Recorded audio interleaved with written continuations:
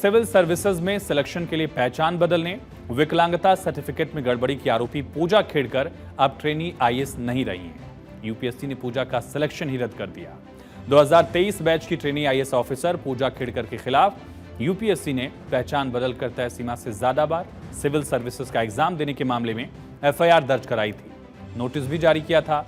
Selection cancel करने को लेकर जवाब भी मांगा था।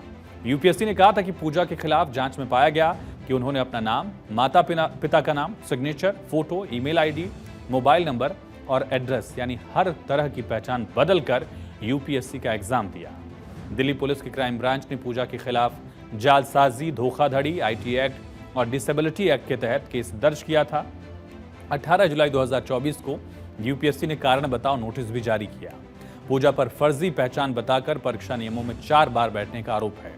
पूजा को 25 जुलाई तक ही इस नोटिस का जवाब देना था, लेकिन पूजा ने 4 अगस्त तक का वक्त मांगा। यूपीएससी ने तारीख बढ़ाकर 30 जुलाई तक उनको वक्त दिया, लेकिन इस तारीख तक पूजा जब जवाब नहीं दे पाई, उसके बाद यूपीएससी ने पूजा खेड़कर पर एक्शन लिया है और यूपीएससी में गड़बड़ी के मामले में और भी खुलासे भी पूजा खेड़कर को लेकर हुए हैं। सामने आया कि पूजा ने यूपीएससी के अटेम्प्ट्स बढ़ाने के लिए अपने नाम और उम्र में बदलाव कर लिया था। पहचान अपनी पूरी बदल ली थी, जैसा हमने आपको बताया।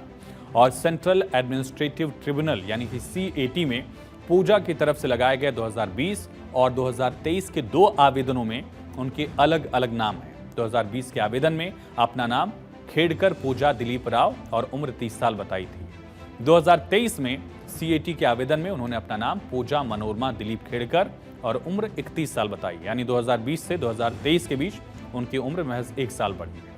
सवाल उठाया जा रहा है कि 3 साल के अंतराल में उनकी उम्र एक ही साल कैसे बढ़ सकती है। यूपीएससी में जनरल कैटेगरी के कैंडिडेट को 32 साल की उम्र तक 6 बार एग्जाम देने की इजाजत होती है। ओबीसी को, जो ओबीसी के अभ्यर्थी होते हैं, उनको 35 साल तक 9 बार परीक्षा देने की इजाजत है। और सूत्रों के मुताबिक पूजा ने कुल 11 बार सिविल सर्विसेज की परीक्षा दी। इसके साथ ही पूजा पर विकलांगता सर्टिफिकेट से जुड़ा भी विवाद है। आरोप यह है कि विकलांगता सर्टिफिकेट पर गलत एड्रेस है। इस सर्टिफिकेट में आधार की जगह राशन कार्ड का इस्तेमाल किया गया। विकलांगता से जुड़े 2 सर्टिफिकेट यूपीएससी को सौंपे गए। इनकी पुष्टि के लिए प्राइवेट अस्पताल की रिपोर्ट जमा की गई। पूजा पर ट्रेनिंग के दौरान पद का गलत इस्तेमाल करने, खराब आचरण करने का आरोप पहले ही लगा था।